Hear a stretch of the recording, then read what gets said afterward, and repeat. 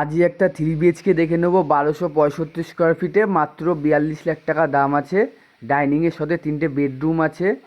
আমি এই যে কিচেন দেখিয়ে দিলাম। এই একটা 10x12 রুম আছে, এর সাথে আছে একটা ব্যালকানি রোড সাইড। দেখতেই পাচ্ছ ব্যালকানিতে সব কিছু কাজ করা আছে।